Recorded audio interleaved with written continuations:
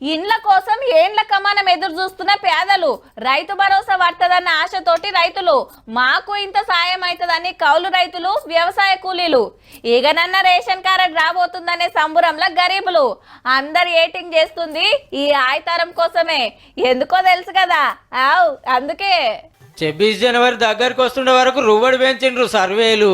జెండా వందనం నాడు 4 కొత్త పథకాలు చాలా అవుతున్నాయి. మళ్ళా రైతు భరోసా ఎకరానికి 6,000, రైతు కూలీల 6,000, ఇందిరమ్మ ఇండ్లు, కొత్త రేషన్ కార్డులు. సర్పంచ్ ఎలక్షన్ల కోసమే ఆత్రం చేస్తాండ్రు, అటెనక పట్టించుకోరు చూడు అని కేటీఆర్ సార్ ఎడ్డిస్తున్నాడు. అత్తగారింటికి పిల్లనిస్తున్నాం, కొత్తింటికి వాళ్ళు ఉన్నోళ్ళ లేనోళ్ళ ఏం సంగతి ఏమున్నది ఏం లేదు చూసుకుంటామా లేదా? దీన్ని చూసుకొని చేస్తాం. మరి నువ్వు హామీలు ఇచ్చేనాడు, ఈ అభయ హస్తం అని మేనిఫెస్టో ఇచ్చేనాడు, ఆ రోజు సోయలేదా? మీరు రాళ్లకు రప్పలకు రైతు బంధు ఇచ్చిండ్రు, రుణమాఫీ చక్కగా చేయలే, రైతులు పానాలు తీసుకుంటా అంటే పట్టించుకోలే అని కాంగ్రెస్ వాళ్ళు రివర్సల్ అరుచుకుంటున్నారు.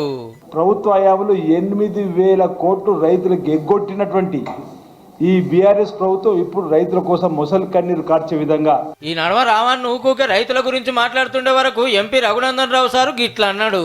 అమ్మ బతికినప్పుడు ఏం పెట్టలేదు, అన్నం పెట్టలేదు వీళ్ళు. అమ్మ చనిపోయినాక పిన్నమ్మకు బంగారు గాజులు చేపిస్తా అని బయలుదేరిండు కేటీఆర్లు అంటారు.